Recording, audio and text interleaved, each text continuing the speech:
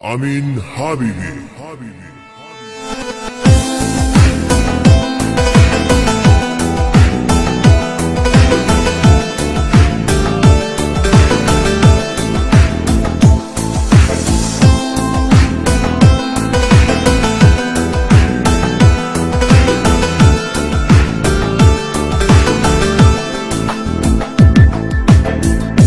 دارم دق میکنم تحمل ندارم دیگه خسته شدم دارم کم میارم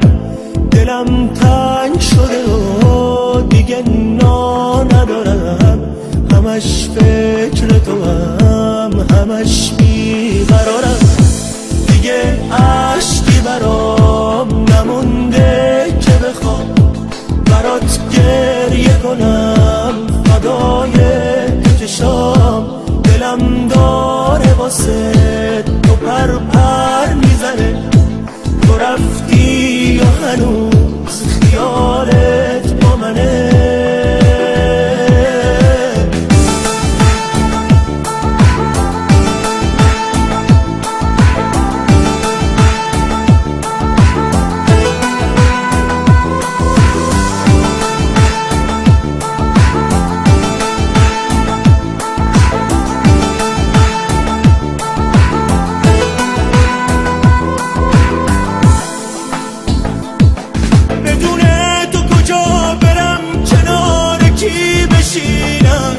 تو چشمای که خیرشم خودم رو توش ببینم تو که نیستی به کی بگم چشاشو نبنده به کی بگم یکم نازم کنه که بهم نخنده بدون تو با کی حرف بزنم دردت به جونم تو این دنیا به عشق کی به شوق کی بمونم به جون چشمات از تموم این زندگی سیرم تو که نیستی همش آرزو میکنم بمیرم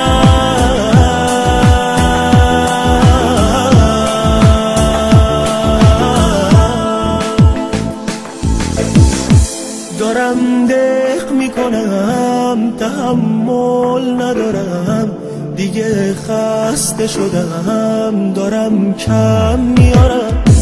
دلم تنگ شده و دیگه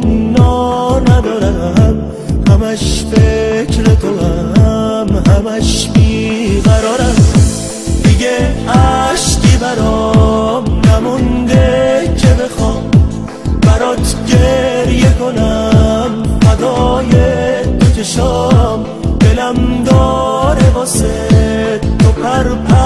میزنه تو رفتی یا هنوز خیالت با منه